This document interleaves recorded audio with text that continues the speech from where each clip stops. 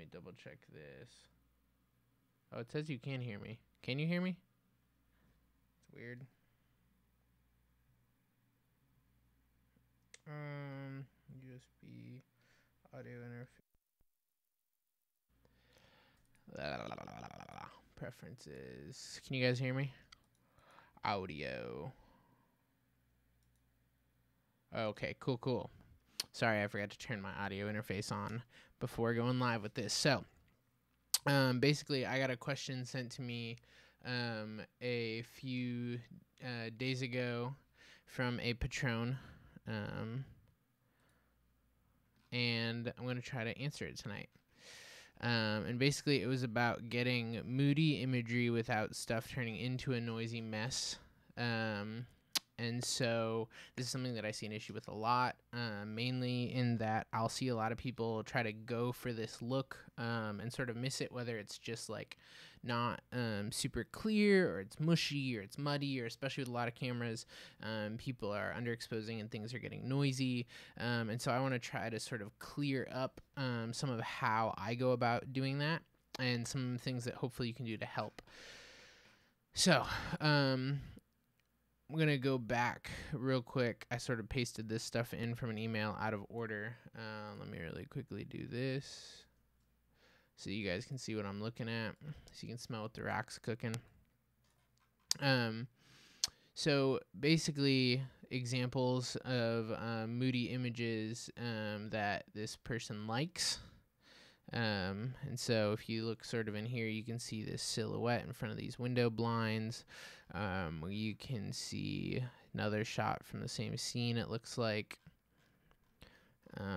This shot at Blue Hour in a parking lot, another sort of Blue Hour looking parking lot shot. A few interiors, and basically all these relatively moody images, but they're all relatively clean. Granted, these are all screenshots, so they aren't the best judge, but they're at least relatively clean. And here's sort of some more example frames. And then this was sort of an example frame that he sent of sort of trying to get this, not necessarily trying to get this look, but of how you're just getting a lot of noise in his image out of his camera. I believe it's an FS5. I don't remember off the top of my head. I might have to dig the email back up. A vlog, maybe it's a GH4. Maybe it's an FS5. I don't remember. You're welcome to remind me. But either way, this is totally a common thing. So the sort of the other origin of the question was when there are these cameras that you can bump ISO up on, and I feel like I'm still not getting this moody imagery without getting noisy. How are you guys doing it on cameras with lower sort of native ISOs, whether you're shooting at like 800 or something on like the Amira FS5? Yeah. And so basically, the moral of the story that I would present is that moody imagery does not require things to be dark. And I think that's a common misconception, is that in order for imagery that is moody and dramatic, you need things to be dark, which is true in that the final image may be dark, but it's not necessarily dark when you're pointing the camera at it. So let's take, for example, this setup right now. If you're looking at me talking, here we'll switch it back over. If you're looking at me talking, it's a relatively bright, high-key sort of look, but that can really quickly change. If we turn off my aperture LS1/2, it sort of affects my fill level and makes things a little more dramatic. Now, if I were to take off the Razor 7 in the background, I can feel the switch. There we go. Now it's real dramatic, you know, now it's real moody, and we did that by turning light off. But what really happened is that our predominant key became my iMac screen, and there's not a lot of background light, and so you sort of have a lot of darkness in the frame relative to your exposure. I have my little OLED over here, and it looks like everything's sitting really low on our waveforms. So darkness and turning things off does increase your level of drama, but you can also increase your level of drama by turning lights on because at the end of the day, what determines that level of drama is apparent contrast to the camera. And so what I mean by that is that if you take our setup, if we turn the Razr 7 back on, there's definitely a lot of light in here. Unfortunately, I don't have a camera operator for this, so I'll have to get one next time, but hopefully this will make the point. So if you're trying to create a Moody image, right now we have a lot of light coming in and sort of making me look the way that I do right now. And so we have this light that's sort of keying me right now, and that's coming from where the Razr 7 is bouncing into the wall up here, and this is a light source, and the LS 1/2 is bouncing into the wall over there and bouncing around. And so what's happening, though, is that it's not just that light that's going over there. There's light right there that's hitting me, and it's the brightest light that this part of my face can see, and that's why that's what's lighting me up. But all this light on this side of my face is also coming from somewhere. And so where this light's coming from is it's being bounced off of this wall. There's no light source hitting it, but that light is bouncing back, hitting this wall, and giving me a return, which is making this not super dramatic right now. Now, if I were to try and take away the light that's coming back off of here, everything would immediately get more dramatic. It wouldn't get darker, except for right here. We're still sitting in a comfortable exposure spot, but the drama would increase. Sometimes this doesn't work really well with big white walls, but we'll take a stab at it. So if I take a floppy out and sort of just kill a little bit of the return on my own face, you should be able to see that there's a big increase in contrast over here. Now, if I pull it out, you see the fill come back, contrast, fill, and that's just because the amount of light getting reflected off the wall isn't making it to this part of my face. Now, it's still getting some light because there's light bouncing all around over here. Like if I were to really sort of tent myself in, I could really control exactly where that contrast is falling. It's really weird to do this and try to look at a monitor and hold this and look at you guys. But so I can control that sort of drama by doing this. Now, if I wanted to make everything really more dramatic, I would swing my key light, and instead of being frontal, I would swing it behind me. So if we take our Razr 7 and we rotate it, you can see that hot spot on the back wall becomes our that hot spot on the back wall becomes our light source. And so now you can see sort of this rim on the edge of my face, and it's because this is the part of my face that can see that light, and so it's going to throw light here.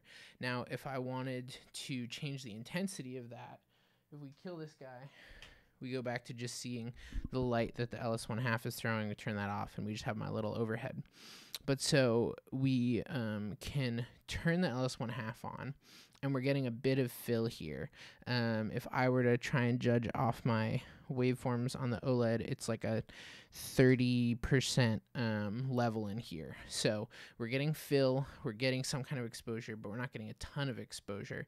But it's not black. Now, if we turn this guy on, and maybe let's say we swing it this way a little, we're sort of back to where we started, but slightly more dramatic because the key is more behind me now. Now, if we kill the LS 1/2, now the image is more dramatic because that side of my face is bright and this side of my face isn't so much. The amount of light in general that the sensor's hitting is that is hitting the sensor is similar, so my ISO hasn't had to change, but I've created a moodier image by changing the key and fill ratios. So on that note, sort of like it'll depend if you're messing with sort of controlling your background light too. I'm a little limited in sort of what I can conveniently do on camera here without another person, so we're going to do this again, and I'm going to get a stand-in next time. We can sort of show some examples, but the key thing to think about is that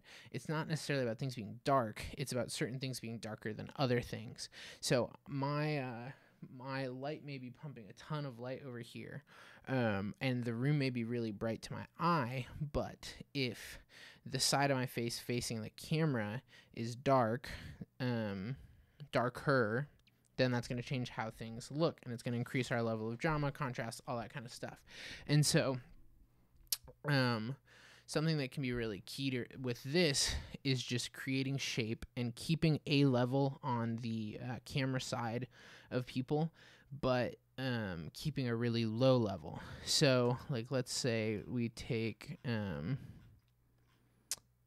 like, I don't know, this is a fine example.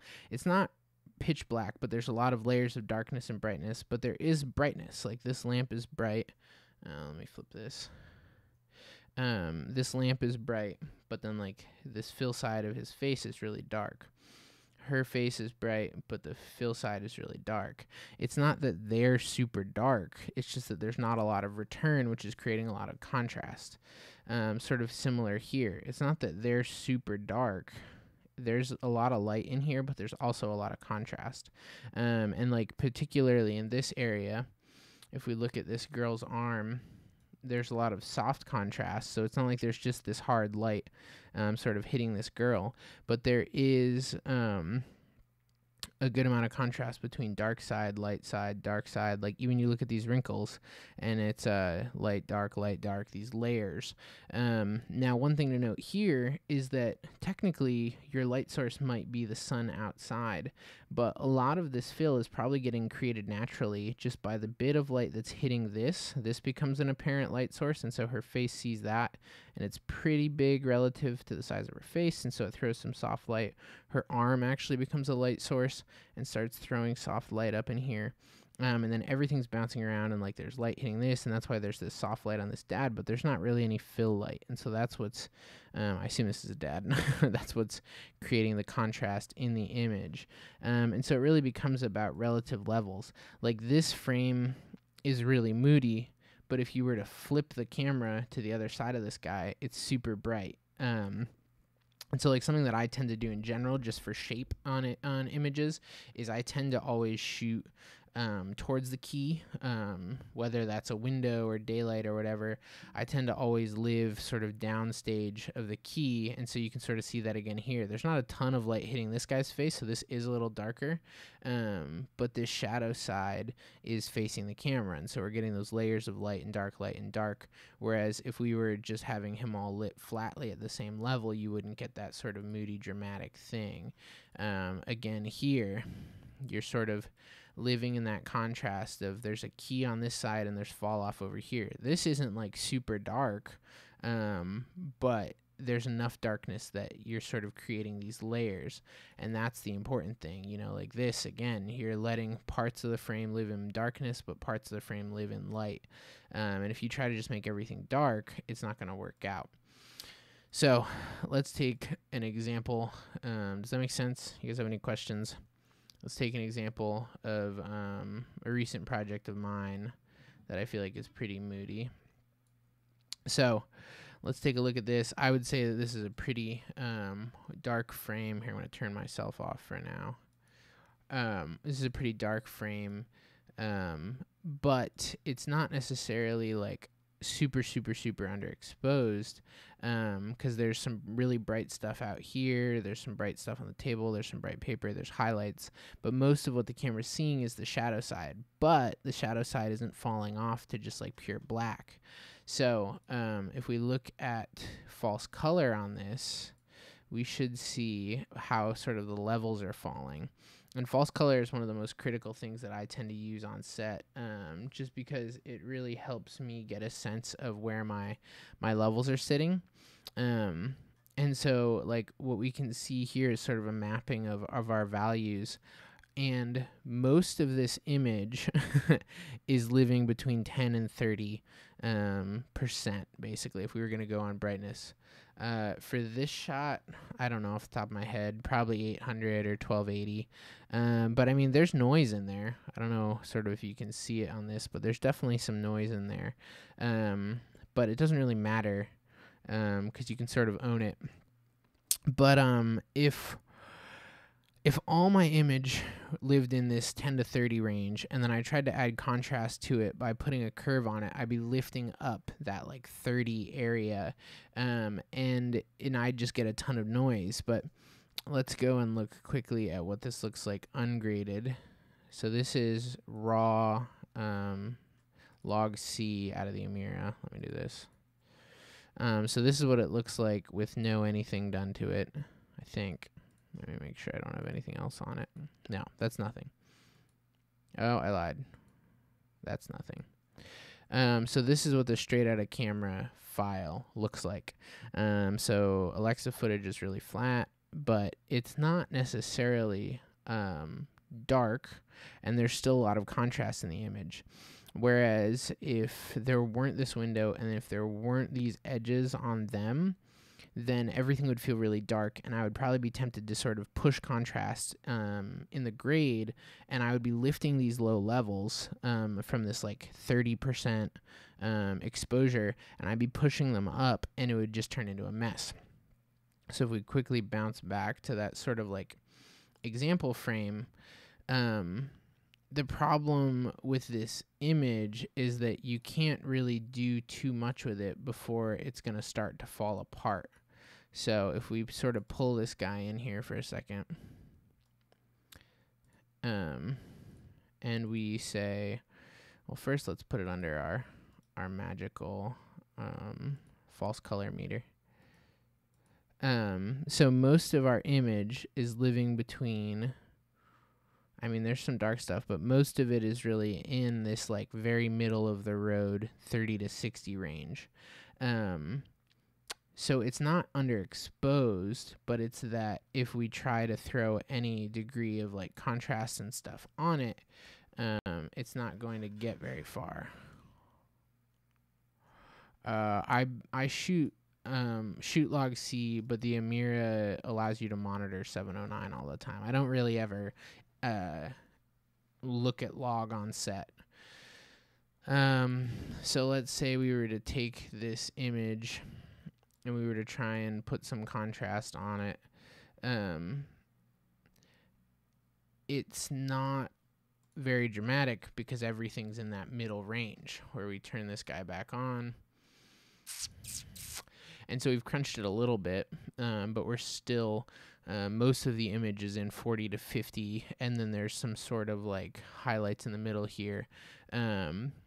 But it's not dramatic because there's no darkness, and most of the darkness is sort of living over here.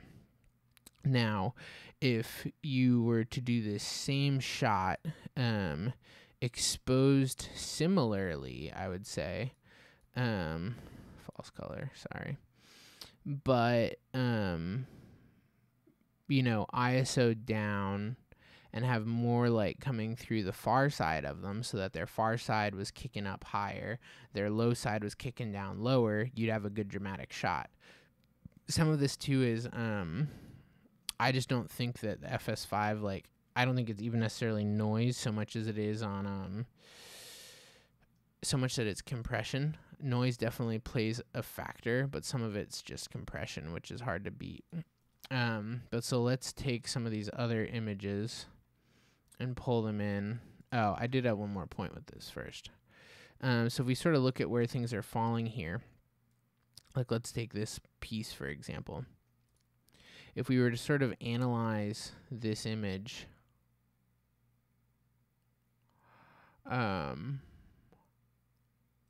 well, yeah, so there's an interesting point to be made with that, too. But so if we look at this part of the image, there's a lot of darkness in here, living in sort of that, like, 0 to 20 range, which is why it's all sort of really dark blue to slightly lighter blue.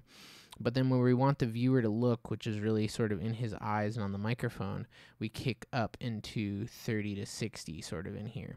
And so there's still a good range where we're talking about more stops of dynamic range, I believe, than the FS5 or anything has, and we're still splitting it. So there's still brightness in here. And if we didn't have that brightness, it would just be super, super, super flat.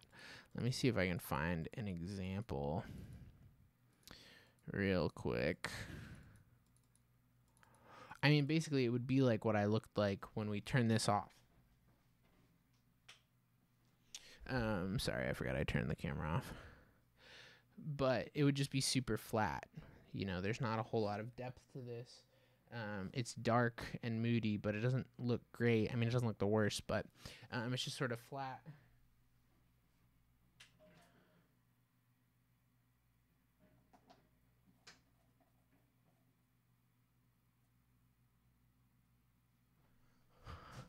Whereas even just throwing a little bit of shape on the far side of my face is going to help control things to where now we can bring the fill down a little, and we can probably cheat this up a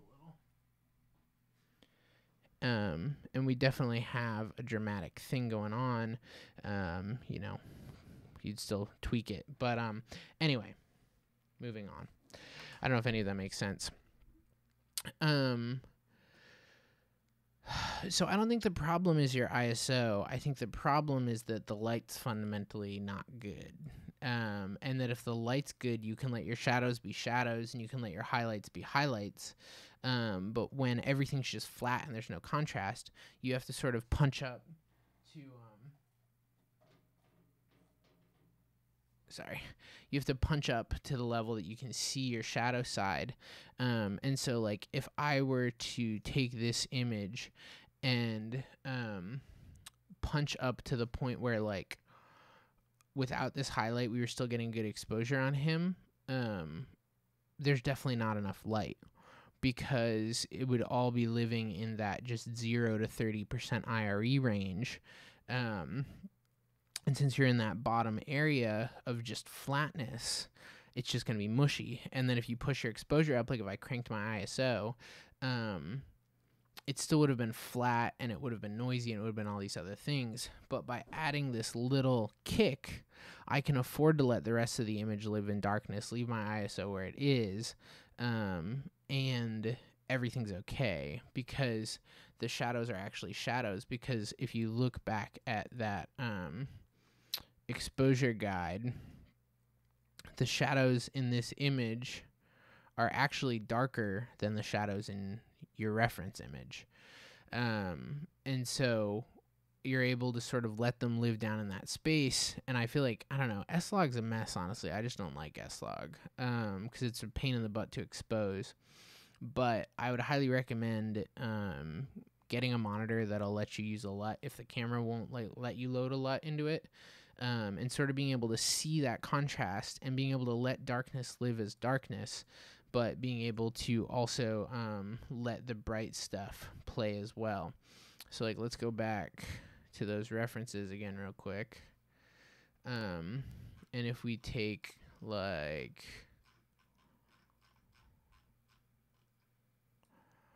let's take this image. And oh, actually, you know what? I'm going to do something different with this one. New sequence.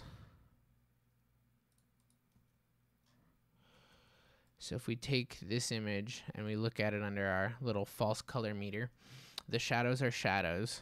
So the dark parts of this are living in that 0 to 10 range.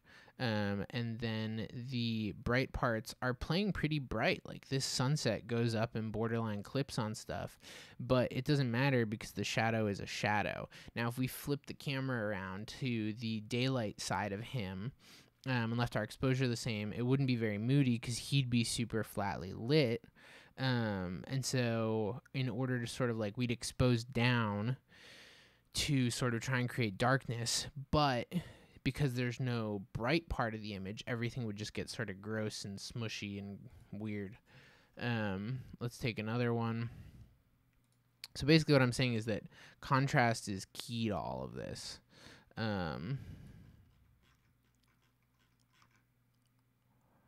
Let's take this one.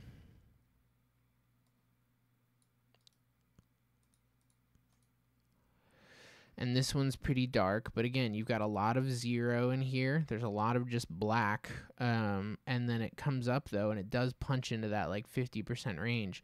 And if these little green highlights weren't in here, this would just be a super mushy image. And so it sort of needs those bright spots because that's where your eye goes and that's where things pop. Because, yeah, all these images have noise in them, too. But when you're allowing your shadows to sort of crunch down, you tend to lose a lot of that noise. So let's pull up another example. No. Is any of this making sense? Questions? Questions? I still think it has more to do with contrast than it does with darkness, but also with having enough light. Oh, I remember what I wanted to do. So let's bring up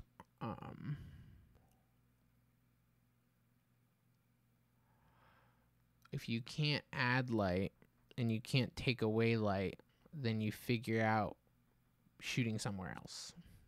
It's not necessarily it, but you do you shouldn't be having issues exposing outside unless you're putting like way too much ND on. Because I usually have to like put all my ND on outside, so I'm not sure how you could be at 3200 ISO and having to crank more. I don't know. Maybe I'm missing something there. Let's look at this. Seals.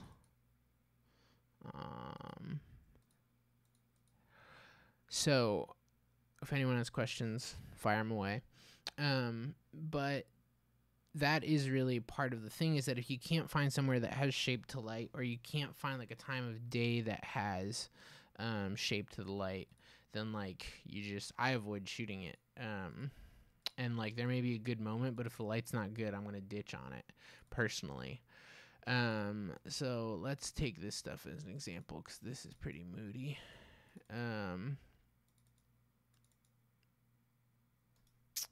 Okay, modify, interpret footage, conform to anamorphic, blam.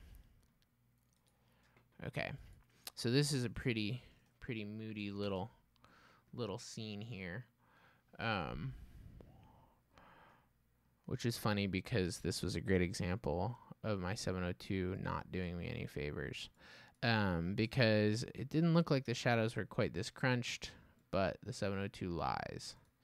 So let's go and turn off the 709 LUT. This is what the raw out of the camera looks like, and it's still really dark.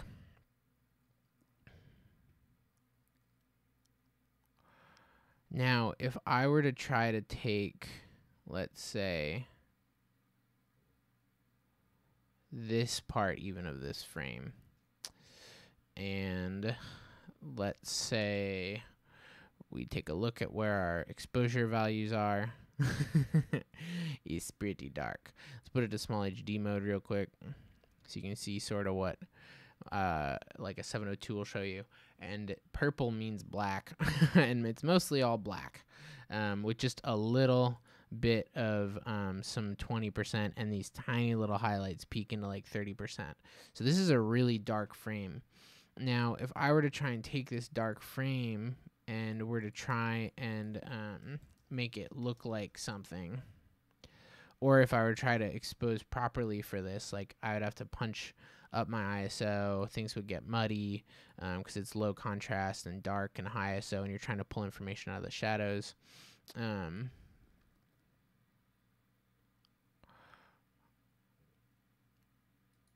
I try to just leave it ISO wise. I tend to live at either 800 or I believe it's 1280, depending on the project and how like moody we're going.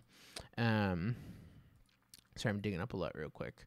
Sometimes you'll change it, but the thing is that on like cinema cameras, changing your ISO doesn't actually change your exposure. It just changes your tone mapping. So I'll explain that a little more in a second too. But so like if we were to try and take this thing and just like put a LUT on it and like grade it, it's just like mushy dark garbage. And part of that is because of where the camera is relative to the light. So the amount of light in the scene is not changing right now. Let me turn this guy back on. So if we look at where we are right here, this is the amount of light that's here. There's a 1K through diffusion that's sort of keying the thing. There's a DS1 sort of kicking some green.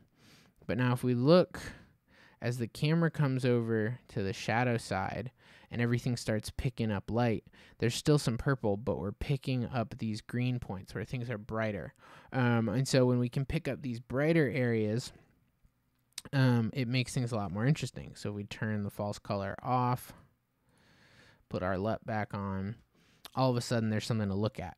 Back here, it was just a big pile of smush, not because there's not enough light, but because they're not playing into the light.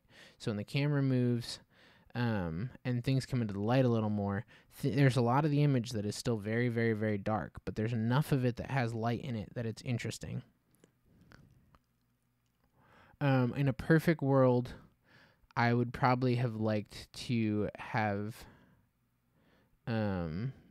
punched everything about a half stop higher, just have all the lights be a half stop brighter, because I'm pretty sure we were wide open in here. So that sort of brings me to another point. Oh, these flares are yummy. Which is that, let's look at the false color on this guy. There's a lot of darkness. And a lot of the same kind of shade of darkness. But these highlights are what sell it, and there's still information here. This isn't totally black, so if we turn the false color off, there's still information in here, which I think is a key thing that a lot of people forget. You can play hard edges as long as there's fill. If there's no fill, this is just like a weird liney silhouette, but there's this tiny bit of soft fill, which is what's sort of allowing us to see into the shadow side of his face. The bright side is important. If we didn't have the bright side at all, this frame would sort of suck. Like, let's say we do this. 2500 maybe. So if we take, I'm freaking out, Premiere. If we take this frame and we slide it, I freaked it out. Go to the side. Dang it. Sometimes I just wish Premiere would do what I want it to. But like if you look at this part of this frame is just a mushy pile of garbage because there's nothing going on. Whereas if we go back to where it was a second ago, this part of the frame is the interesting part. The bright part is the important part, but the dark part has to be there to keep that moodiness. Does that make sense? Sorry, I'm looking at my microphone to see comments. But so if we don't have those highlights in our scene at all, then the darkness doesn't play. If we look at the interview, it's another great example of that, in my opinion. Let's modify, interpret. Let me just do all of it at once. Whoopsie. Sorry, guys. I swear I know how to work Premiere. It's late here, though. Conform to anamorphic. Teaching you guys all the anamorphic workflow while we're at it. So we'll look at the interview. Turn our 709 off real quick. Put our false color on here. False color. I will sometimes quickly switch the camera to push log over the SDI so that I can see the log on false color. Normally I try to go off the 709 still, but sometimes it's worth seeing like where your shadows are actually at without a LUT on it. But so like let's take a look at this. It's dark. Most of the whole scene is living in 0 to maybe 15 IRE, but then we have these little bits where like the far side of his face is kicking up somewhere in this like 50-60 range. It looks like there's a little pink in there, and so if we get over here to sort of where an actual frame might be, we see that most everything is dark. But we do have these highlights. Now, if we didn't have these highlights, this whole thing would just be like, it'd look ridiculous. It'd be the darkest. You couldn't see anything. But a lot of the times Moody imagery is about being able to see something, but not much, and being really particular about what you can see. And so sort of if we take this and just quickly add a little contrast to it to bring those values around, punch back in on it. Now we can see that like it's dark and it's moody, and honestly it's not that it's not noisy. There's definitely some noise in there, but it doesn't really matter to me, like especially for this piece, because we were okay with things sort of being like textured and gritty. I still would personally have loved to maybe have things be exposed like a half step higher. But the thing that I'm trying to do is I'm trying to sit my fill side, my moody side, my dark side where I want it, which is really dark. Let's go back over to this guy. and see that the dark side's really dark. There's a lot of darkness in this frame, but we do have highlights, and those highlights are what's going to draw our eye over here. They're what's going to make his eye pop. They're what's going to draw us in, and so those highlights are necessary. If the scene's just flat, we can't go really moody because it's either just going to be mushy or bright or whatever else. We need to have some degree of contrast. So if we go... Yeah, exactly. Like, so Tua just said that having a highlight, even though the footage is living at the darker range, the highlights give it enough contrast to make it moody. If you took this light out, if you just took this light, which is most of, there's technically a 6 by muslin over here too, and I'll do a whole lighting breakdown for this stuff probably beginning of next week. But if you took away the sort of the key on him and left everything else, it would all just be mushy and bland and boring. But without changing any of that, we're leaving most of the room really low exposure. We're letting everything sit really low exposure range-wise. By just adding this little pop, we're able to play the drama. So let's look at some of the stuff with the seals on the day of real quick. I haven't actually gone through like any of this stuff yet, so you guys are going to see it at the same time as me. Exactly. Having the highlights allows you to crush the blacks, because then you can actually let your shadows be shadows. Instead of having to try and lift up contrast, you're just having contrast, which allows the darker stuff to sit down lower. So let's say like over here. Where's the first one of these?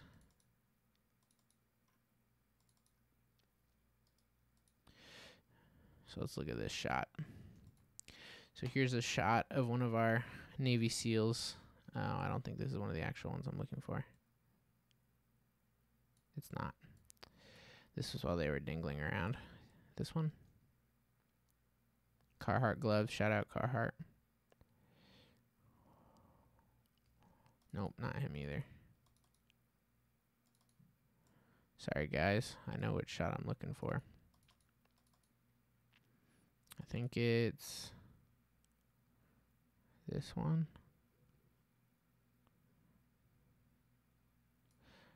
If it's not this one, then it's that one. Yeah. Although this one's a fine example, so let's look at this real quick. So this is straight 709 out of the camera. One of our Navy SEALs being a Navy SEAL. And it's not the most dramatic image necessarily, but there is a good amount of darkness in it. So if we sort of look at our map, let's put it over to small HD mode, see what I was seeing. So there's some good darkness in here. Like a lot of his face is living below 50. You know, there's these highlights over on this side are living in 50, which is about where the highlights on that interview were too. I guess I'm learning that 50 is sort of my sweet spot. But so we have this middle of the range exposure on the key side of his face. We position them under the tree so that we have sort of a natural negative, which is what's kicking some shadow into here. If we were to just try and shoot this out in the middle of the field, it would be really flat lighting, and we wouldn't have our contrast and drama. So we kick them in where there's drama, and then we stop down to the point where that shadow side that we've created contrast sits low in our exposure. So the tree's really dark, he's really dark, and then outside here it might be basically clipping, but it doesn't matter because there's contrast up in here. And so like if we were to sort of run this through my normal like image chain, let's say, anyone have questions while I do this real quick? I hope this is making sense. But it's really about controlling that light to the point where then you can, yeah, like let's take a look at that. So now we have a pretty moody image, and there's a lot of brightness back there, but he's not bright. And so his sort of the contrast on him alone is going to make a huge difference in how the rest of everything plays. And so to your question about not being able to control light is that you go to where you can control light. They might have shot light through the window, but like to me this just looks like a window. Like I don't see why you'd need extra light through here, because outside on a sunny day, if you don't have any ND on, your camera's going to clip. And so, like, if you're pointing at an exterior on a sunny day, it's going to be really bright out there. So as long as you're making sure there's no extra light coming in inside, because say there were an overhead light on, then this side of him would be brought up. Or if there were another window, like close the blinds. If there's something else, like do whatever you can. If this is your look, to just make sure that not much light's hitting him. It might actually be super bright in the room, to be fair too. But if outside is even brighter, it doesn't matter because your exposure is going to sit relative to that. So like, let's say, what's a good way to show this off?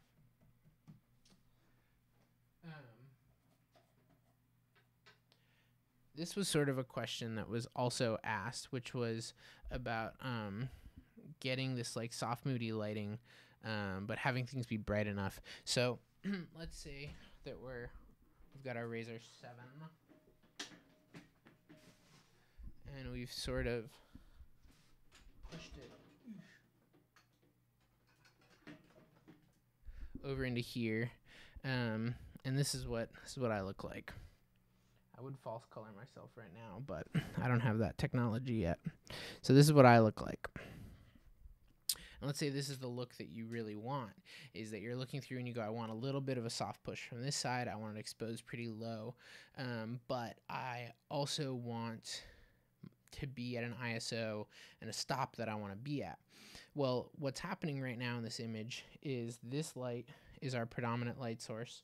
And so if we turn it off, we can see that there's a little extra light. So if we think that this light is important, then we have to play into that light's range. So if I throw this on, we're quickly punching above the tungsten a little bit. It doesn't really play anymore. It's not important, so it doesn't matter. If it was important, we'd have to stay low because we can't control that. But since it's not important, we can turn it off. It doesn't matter. I mean, it's doing a little bit, but it's really not important. So we have our keys coming from over here. Our fill is all natural. There's no other like light, but let's say there was, and let's say that like this aperture was giving us the look that we wanted to, because there's a practical or a window or whatever else. Now, if we want to expose up, we have to increase the level of everything. So the aperture would have to get brighter, and this guy would have to get brighter for us to ISO down and have everything look the same. So if the aperture goes up and this guy goes up by an equivalent amount,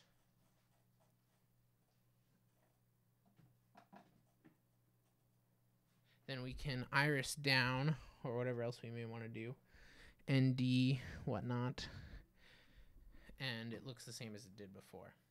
Because the amount of light hitting me from these various shaped sources is the same. So our soft source here, our soft source here, are hitting relative to the sensor. The same amount of light is hitting the sensor. Now, if we had, say, like a window coming in, and that was bouncing around and creating soft fill from everywhere, and then we had like the Razor pounced into the ceiling, we're like, that light's soft, but I wish that my ISO wasn't so high to get this exposure. And if you just turn the Razor up, but you're not accounting for all that fill light that's sort of coming in, and your key goes up but your fill doesn't, your contrast increases and your light changes. And so as long as you're in control of, like, let's say the situation is that this is our key. I can never find this knob when I'm looking for it. So this is our key, and this is sort of our look. Not a very interesting look, but it works for the sake of this. So this is our look. This is our key light. And we're going, okay, we want to change whatever. We can change the amount of light that is hitting the sensor and where our exposure sits without changing the way that things look. Because if we turn this guy down, there's less light coming off of this now, and there's less light kind of returning from all around. But if we iris up to bring all those levels up by the same amount, it all stays the same. Does that make sense? And so, like, there's no reason that brighter has to mean higher contrast unless it's like a single source, where like if I put this here, now I'm super bright and everything else is super dark, because the only place I've added light is right on me and it's not hitting anywhere else. But if I'm creating a big soft source, a la, you know, our idea that soft light comes from big sources, then if it goes off into the ceiling and the wall and bounces all around, it's going to create soft light. Then if we have a bright, big source, things are going to be soft. Let me look through these again real quick. So that's where, like, oh, I know a great example of this. So that's where, like, if we go to the end of day 2,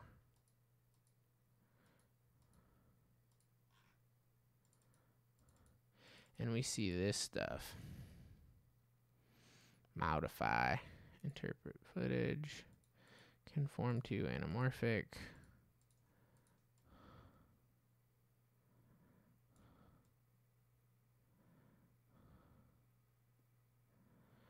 So let's look at this. Where's the part where I followed him up? Okay. So like this is a great example of a quick Moody sort of sequence.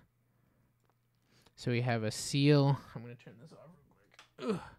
We have a seal climbing this ridge at night. And of course my camera, since it's like live webcasting and stuff, my computer isn't going to want to play back right. But so we have this sequence, and he goes up and he lights this flare.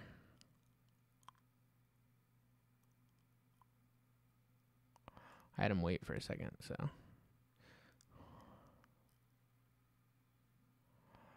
So I go pull the flare. Flare gets pulled.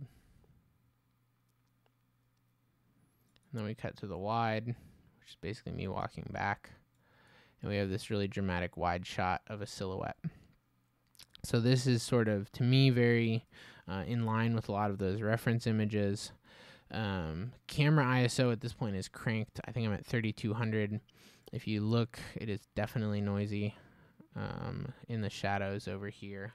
But it doesn't matter because you're not looking at the shadows because this part isn't that important. So let's bring our fancy handy dandy false color back in here. Take a look at where things are sitting. And this whole contrasty area we've exposed to just clip out. It's all pure black. There's no light hitting them from there. And so it's really dark. Doesn't matter. The thing that I was worried about was how much light we were getting out of the sky, because this can be as dark as it wants. If the sky is also super dark, then it's just dark. Like if we did this probably 20 minutes later, the sky would have been so dark that it would have just been bland. But thankfully, we still had enough light in the sky that we can get away with him being really dark, because the sky exposure is sort of carrying this frame and giving it some sort of visual interest.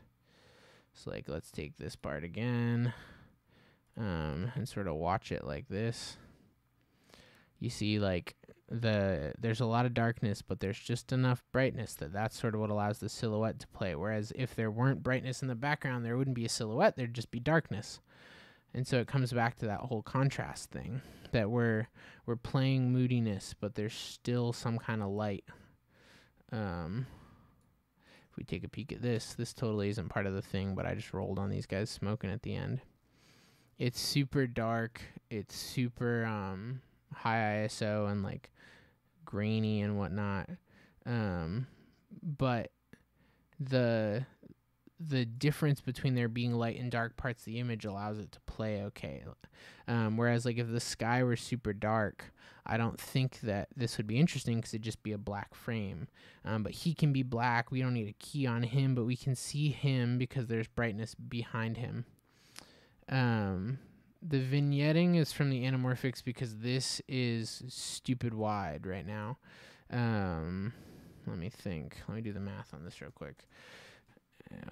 Vertical 1800 times 2.39 equals 4302 divided by 2 equals 2151. 2151. So technically this is what a 235 crop looks like. So what we were just looking at is 32 by 9 and is therefore super, super, super wide. But like this is about what a 235 crop would look like. So there's no vignetting on that. But since we were using the full Amira sensor and shooting 16:9, when you de-squeeze it, you get this like super, super, super wide stuff, which I dig personally. What was this at? 38? No, 3200. So yeah, I love shooting super wide, but the 40 does vignette super wide. So does that make sense? I'm trying to explain sort of this, like, your ISO can be high because this can be noisy, but if your image is mushy, it's probably because there's not enough contrast. And so sort of on that same vein, like if I flipped around to the other side of this guy right now, we would be able to see him, but he'd be really dark because our only light source is this dark sky, and the sky behind him would be dark, and so we sort of wouldn't be able to see anything because everything would just be super dark. But by flipping to this side, he gets darker, but the sky gets brighter. We create contrast. There's something visually interesting. There was not a way to get a cleaner image, really. I mean, I could have ISO'd down, but I sort of wanted that sky to be where it was. So just, we were at the end of the day, didn't have any choices really, so we had to take what we could get. This is before I ISO'd up. Yeah, dude, low contrast scenes are the worst. But yeah, so like this is a lower ISO. It's a little cleaner. But honestly, I think clean images are overrated. I try to shoot at 1280 a lot and sort of like let things get gritty. Because I dig it. Oh, I think this is, yeah, I think this shot's pretty cool if I remember correctly. But yeah, if you don't have any kind of like 709 LUT, it's a pain in the butt to try and monitor S-Log or log C. Like, I wouldn't want to have to shoot log C without some kind of monitor. Let's take a look at this.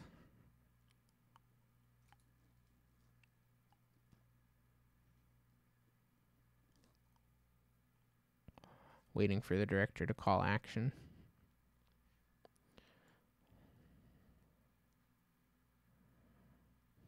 Here we go.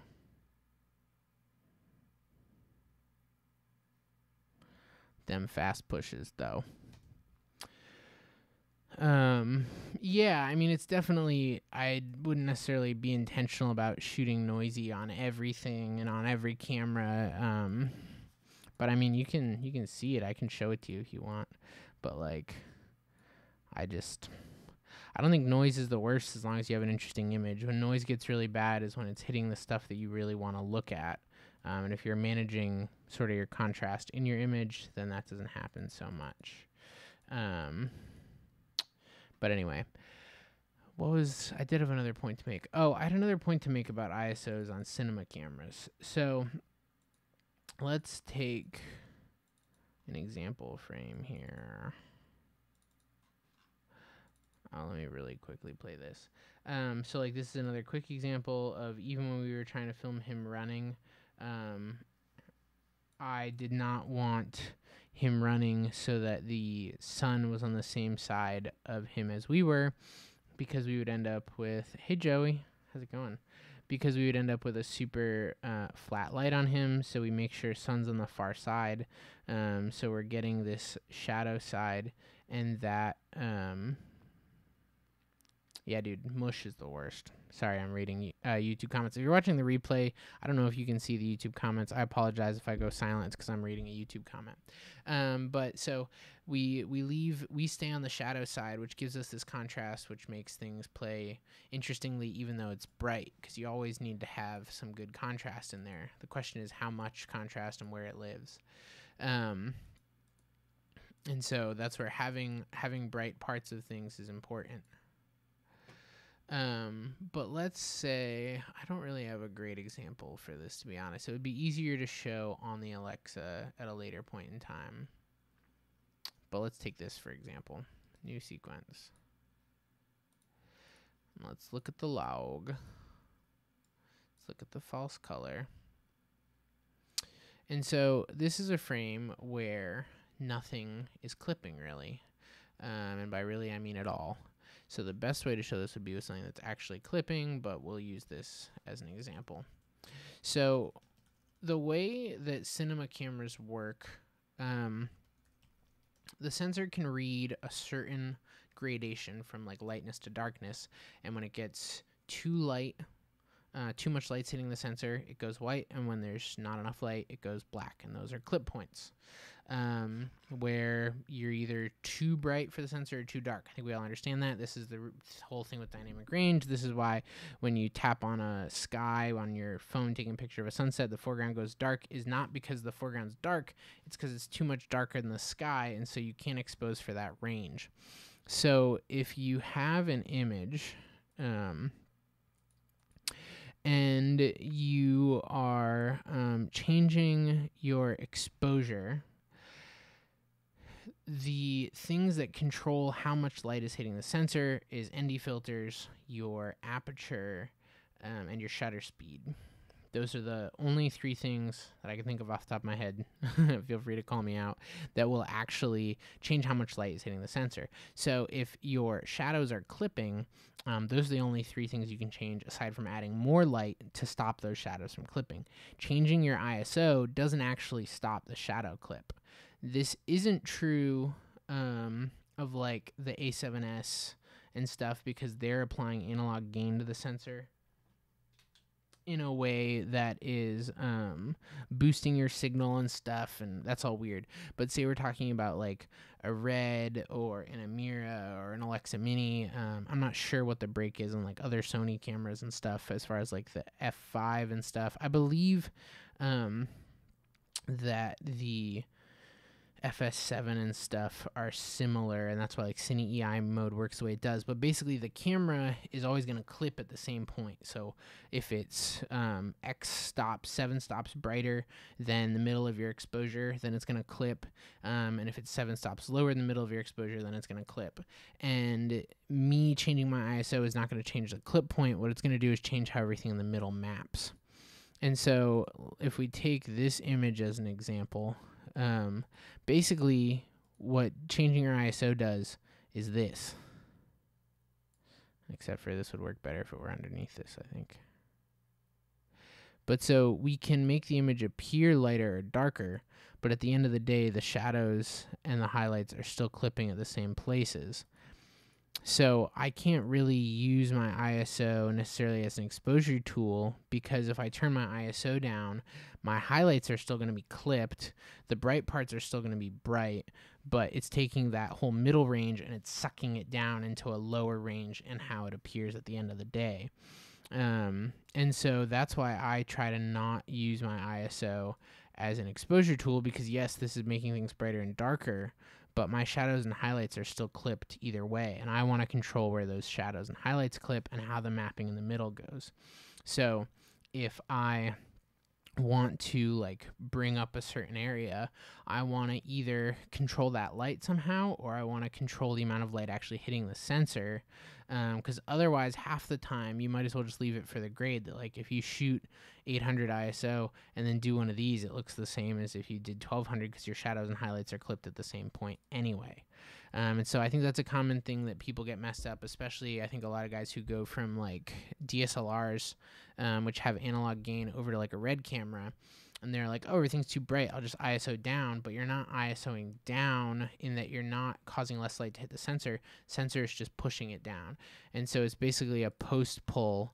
The same image is being recorded, but you're pulling stuff down after the fact.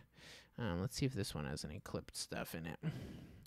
It's shockingly difficult to clip an RE sensor. Anyone have questions? Does this make sense? Let me check one thing real quick. Live dashboard. 6 people watching. You guys are the best. We'll see how many people watch this after and how many are bored by now. But let's take this frame of seals crossing a bridge. We have some really dark stuff. We have some really bright stuff. And so, like, if I want this area under the bridge to not be so dark, I can technically do an ISO push, or I can open my aperture or drop an ND or whatever else. But if I change aperture, shutter speed, ND, then the amount of light hitting everything is going to change. So I can push my I can cause more light in the shadow area to hit the sensor, but there's also more light in the bright areas, which is going to cause the image to clip on the highlights, which I don't necessarily want. So if I'm shooting with a low ISO, then the camera is curving everything down predominantly into a particular area. So if this is sort of our nominal exposure, if this is what we assume that the camera is seeing, no matter what, because the sensor is having the same amount of light hit it, the ISO does not affect the amount of light hitting the sensor, then basically, so is it the same, is that the same as moving the ISO actually changes where the dynamic range leans toward? Yes, I think so. Let me see if this makes sense. So if I take my ISO down to say like 320, the camera goes, okay, well, this is what I see. ISO 320 looks like this. And it pulls your shadow end down, and it leaves your highlights where they are. And it goes, that's what I think 320 should look like.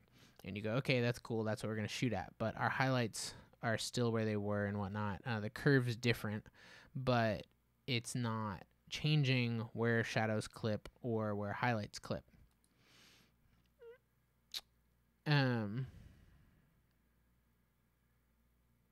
Yeah, totally. I'm a big fan of just false color in general, and I tend to shoot similar ISOs. It tends to always be 800 or 1280, but knowing where your clip points are is really important. But so let's say then we were shooting 320, it looked like this, and then we're saying, okay, we want to shoot 800, and like 800, it sort of gives you this neutral dynamic range mapping where you have like a few stops below the middle, a few stops above the middle, and so for the sake of making this look sort of delogged, we can say this is what this is what shooting at like 800 looks like. And so it's a pretty neutrally exposed, the exposure hasn't actually changed because the white and black clip points are the same and the data in the middle is the same, but how it's reading it is different. And so this is what like 800 gives us. So this is 800, this is like 260 or 240. I always forget what the low ones are because I don't use them that often. 320, something like that. And then this is 800, and then we go up to say like an 1280 or 1600, the camera does this. So we go, oh, it's brighter, but it's not because the shadows clip at the same point, the highlight clip at the same point. But so that's where I tend to use my ISO as a tonality determiner, where my question is, where do I want those levels to sit relative to the highlight and clip points?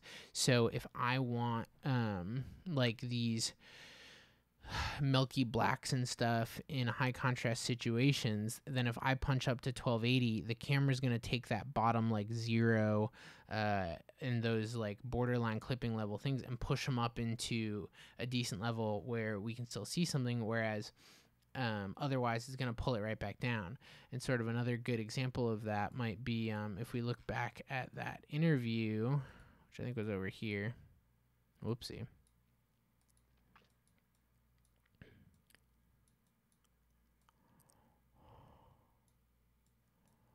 That like, this isn't the best example clip.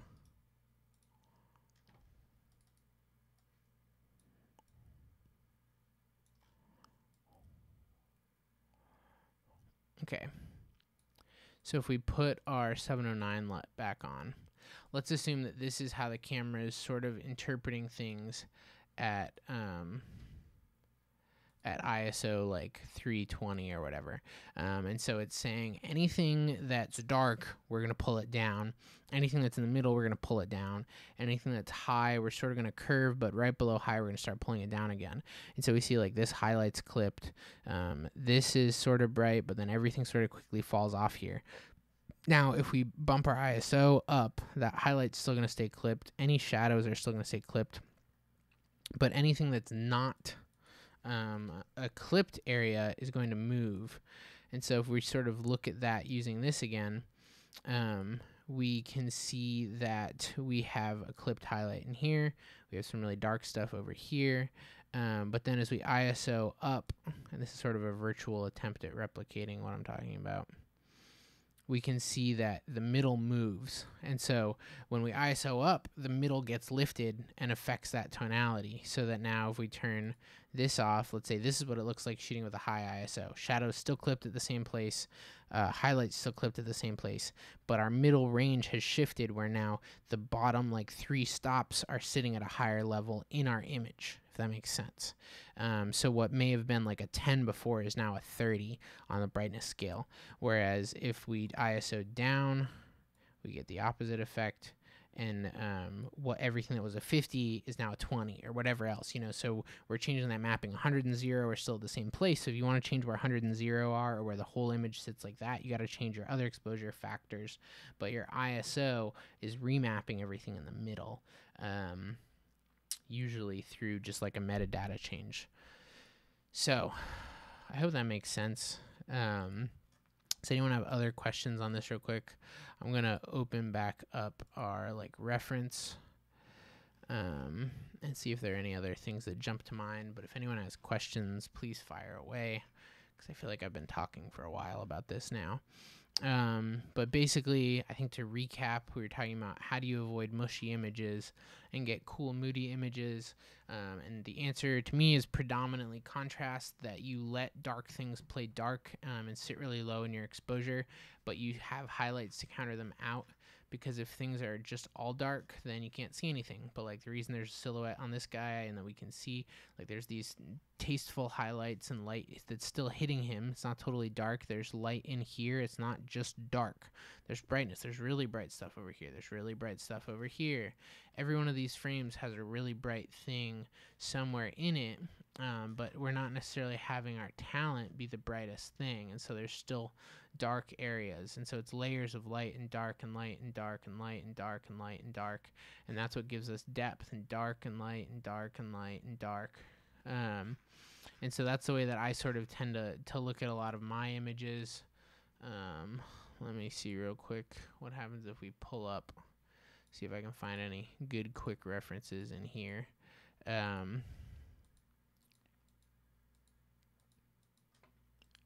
Oh, this stuff might be a decent example. I didn't really go through all these, so don't judge me. But this is a natural, pretty flat light, overcast situation, but we're trying to shoot in such a way so that there's bright areas up over in here, and then there's darkness over in here, and so our eye gets drawn to the darkness. And then if we go to the next one, there's light and dark and light and dark and light and dark. And so I'm letting the darkness play dark. These are definitely dark areas relative to the exposure. Standing there in the middle of the day, it's not dark. It doesn't have to be dark. It just has to be darker than the highlight that's in frame. And again, dark, light, dark, light, dark. And so we have these sort of layers, whereas if they were in dark in the middle of dark, then it doesn't look like anything. If they're bright in the middle of bright, it doesn't look like anything. And so you have to be able to create contrast. Even in this frame, we're sort of making them pop by putting them over the relatively bright water. Whereas if the camera were any lower and they were sitting in these trees, you wouldn't see him at all, because he would just blend right on in. So we need to sort of manage that, they may be low in the exposure, but if something behind them is bright, that's cool. Or if there's a highlight on them or whatever else. So here, there's a lot of darkness all around him, but there's light on him, and there's a little light in the background to give us some depth, and so it doesn't matter. And so we can shoot these moody images, but they're not moody because they're strictly dark. These are all Tokina, and I do love them. They're fantastic. They're a great size. They're super sharp. They're fast. For clean lenses, they're hard to beat, and I can get you 10% off if you want it. But yeah, I really like them. I think I'm going to buy a set. I'm just waiting to find someone to buy my contacts, because I can't afford to own 2 sets of lenses right now. Yeah, so the moodiness here isn't that everything's dark. This stuff's pretty bright, actually, but it's that we're controlling where there is darkness. You're good, dude. It's all good. Where's key light in the frame? The main key light in this frame is the little light box that he's drawing on. And that was an intentional decision to sort of key him with an object in frame. So it's just coming off this natural thing. Originally, and this is another good example, I think, it was too bright, where like if we exposed for the key light on him that was naturally coming out of this, our background fell off too dark. And if we exposed for the background, he was too bright. And so what we did is just cut out a small piece of diffusion, like Lee 216 or something that I had in my gel roll, and we taped it on top of the box, and it just cut down the output by like enough to fit it into our range where I could expose for the background and sink his key down right into where we needed it. So sometimes you have to get crafty with sort of fitting things into that range where you need it. Because again, like I could in that situation be like, oh, I'll just stop down so that he's exposed well, but then the background's falling off. So we have to control ratios to get things into the range we want. Because I want this to sit where it is so we can see a bit of it, but we also want a good exposure level on his face. Same thing, there's darkness, but there's lots of brightness. This isn't just dark. And I think a lot of people will try and just be like, well, turn off all the lights and have just super soft, like ambient, and that'll be our moody look. But you need light to get moody a lot of the time. And you're managing contrast and you're managing shape, and that's what gives you dramatic images. So I think that's about all I have to say that's intelligent on this topic. Unless anyone has any other questions, I think that's about it. Here's another great example from another commercial project. Not my favorite frame, but whatever. Dark, dark, light, dark, dark, light. This is light too, technically, but even lighter. Dark, light, dark. We're putting our subject, who is bright but has contrast and shape to their face, in the middle of a dark thing so that they pop off of it. And we're sort of playing these layers of darkness and lightness throughout the frame so that we're getting enough darkness that it feels moody, whereas if we just filled them in and the walls were light, like it would just feel like this super high-key bright thing. But we're playing enough contrast while the key light isn't necessarily dark and the shadow side isn't clipped, but there's still contrast in there, and that's what gives us a moody image. So hopefully that was helpful. Maybe we'll have to do a part 2 on this. And I would definitely love to do like an actual lighting demo of this, but I think I need like 2 people, one to be a stand-in and one to move lights for me. So yeah, that's sort of where I sit on that. Oh wait, this is sort of an example too. Are you pumping a lot of level in that shot? Which shot? I don't know what I was even just looking at. The Kyle stuff. Generally, I'm not pumping a lot of level, though. I'm just sitting. I mean, sometimes I am, because you could have bright lights and you just punch everything bright and then expose down. Because you have more control. Oh, the boy in the classroom. No, we're not ending down. I sort of wish we had more light on that, but we were dealing with stretching out the very last bit of possible exposure. And so, that's another example of where, like, I knew that I wanted to be able to have detail outside the windows. And so maybe I did. I don't think I ND'd down, but I wanted to be able to see outside the windows. And so if I had left them and just exposed properly for them, then the windows would have been clipped, everything would have been really bright, and it would have been really mushy and bland. If I had exposed for the windows, they would have been super dark and just silhouettes. But I sort of wanted this moody, dramatic thing where everything, there's contrast, but you can see into everywhere, sort of. And so we added a key light over here, brought their level up with some sort of natural shape, and so now we could keep our exposure to see outside the windows while still getting a good look on them. And sort of another example I just saw of that was this interview. So this is what it looked like with no lights.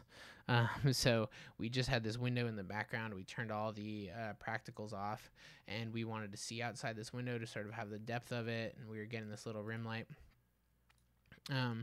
And then we turned a light mat on as our key, and so that was sort of giving us this, but it was sort of, over dramatic a little bit, where it feels really sourcey. There's no real fill over here, and so we just added a little bit of fill, and we got this natural thing, which was really bright and filled in. But if we were to mess with that, just changing that contrast ratio would change how everything ends up feeling.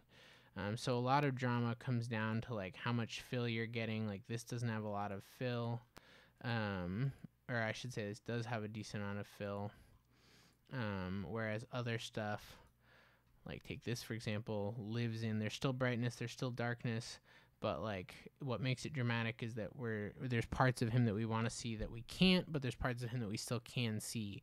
Whereas if we crop off, I don't know if this will work. No, it won't. If we crop off the left part of this frame, this doesn't do anything apparently. Oh wait, here we go, crop. Then this is sort of just really dark and moody. Whereas when we have this, there's some depth to it. And so you sort of need brightness to allow darkness to play. And like even these interview frames that I shot last year, let's see, where's the, like this, he's pretty bright in here. It's not super dark. There's contrast because this side of his face is dark and this side's bright, but we're playing, there's a lot of darkness over in the surrounding areas. There's a lot of darkness around him, but we can still see him. Our eye gets drawn to him. There's good light on him, and it's not just dark and mushy. So dark and mushy is usually the problem in Moody. It's that there's not enough contrast, and you're not having those bright areas to lean into. And you sort of really need to have brightness in order to allow the darkness to play. But if we didn't have any sort of return, like I always am a big fan of, like if you're going to punch light on one side, but you want to be moody, you should still normally, for a lot of stuff, give it a little bit of fill in here. Like I want to see into this. I don't want it to just totally clip out unless it's like an ultra dramatic interview. Oh yeah, wait, Harry's interview is a great example of that too. Except for these are like weird old grades. Whatever. But like Harry's interview here, we have bright stuff here, we have clipped windows, but we have highlights, and then this side of his face is sitting in really dark, but we can still see it. But if we didn't have this highlight slicing him out, it would just be really mushy and flat because everything would be dark. And so we sort of need to place these highlights to slice people out of the low-level soft light that we've put everywhere else. So that's the way I tackle things. Hopefully that's helpful. I think I've lost my ability to speak intelligently tonight, but we will touch back on this and do it with lighting demos so I can show you how to get more dramatic by adding light rather than having to take light away, and then we can talk about taking light away. And I'm really excited to sort of be able to do these live things and now be able to show sort of in camera how we're lighting things and stuff. So hopefully this was helpful. If you have questions or anything, leave them over on Patreon. If there's stuff you guys want to see, let me know. I'm going to do breakdowns hopefully early next week on the last few shoots I've been on, which was a multicam interview in San Diego, the story in Portland, and the SEAL story. If there's anyone in particular that you want to hear more about the whole project, let me know and I can talk about the whole project, as opposed to just talking about like lighting breakdowns of specific setups. And what else? Is there anything else in particular you guys want to hear about? I was debating sort of going through like rates and stuff. Like I don't know if that's something people find interesting, just because it's something that like when I was coming up I was always curious about, like what do people get paid to do this. And so if people sort of wanted to hear more about sort of what I've been doing, how many days I've been doing, what I get paid, I can do that. But I just don't want it to come off as like bragging so much as educational, or maybe it's super disappointing and some of you make way more money than I do and I'm gonna be like, you're a joke. But either way, I just want it to be helpful. So if you want to hear more about money, let me know. If you want to hear more about like negotiating, let me know. If you want to hear about traveling, let me know. But otherwise, next thing on the docket after this video is breaking down the last few shoots as much as I can, which is a little tough because there's no edits, but I can sort of pull frames, and then doing some more of these live lighting things. But I want to do more actual demos instead of just looking at frames. It's just midnight, and so it's hard for me to do a demo with just myself because you need like a stand-in or an assistant or whatever. Rates, negotiations, etc. Well, the one thing I'll say on that note, and this is just a tease, is that last month was the busiest month that I've ever personally had. And so I traveled a lot. But it's funny because I saw this conversation on the Frugal Filmmaker recently where someone was posting about how they bought a Red camera, and all these people were like, well, there's no way you make money with that because like it's just a big waste of money and sinking stuff and whatnot. And I was like, guys, you're crazy. Like there's plenty of people who waste money, but if you're working you can make really good money. And so the Amira at this point has made $35,000 in the last 6 months, which I think is pretty good because we had a company offer to buy it for $35,000, which is more than what we paid for it. So if we sold it today, it would have cost us $0 and we would have all the money we started with. Or no, that's not the correct way of doing that. We would have gotten back all the money that we paid, and then we can cash it out and get $35,000 on top of that. So it's not a bad position to be in. And then, when you're working a bunch of travel days and stuff, you can get paid pretty well on that stuff as well. So yeah, I just think it's one of those things that people need to talk more about numbers, because if you're working on low budget stuff, then you're not going to get all that money for camera. But if you're working on stuff with budgets, you can totally make a ton of money off owning gear. But location scouting would be a good thing to touch on. And these last few shoots have had a lot of that because we sort of fly in, scout, and then have 2 shoot days and dip. And so the scout's really important. So I'll try to talk about the scout on these last 2 shoots. I do have 2 shoots this month. I'm trying to keep it down to 2 because I want to catch up on this stuff. I want to not work a little bit and hang out with my family and stuff, do some podcasts. But I'll have a shoot in Chicago, 10 to 13, I believe, which will be fun to talk about. And then another one in Colorado that's a few days after that. So we'll have more fun shoots to break down. But thank you guys so much. Hopefully you enjoyed this. If you are watching the replay, thank you for watching this. Thank you guys so much for your support. And as always, if you have anything particular you want to see, let me know. July's your best bet right now to get it because I'm trying to slow down and really focus on this. Someone asked about contracts. The simple answer is I don't do contracts. Production companies will send me contracts sometimes to DP stuff for them, but I don't do contracts. So thank you guys so much, and I will see you next time.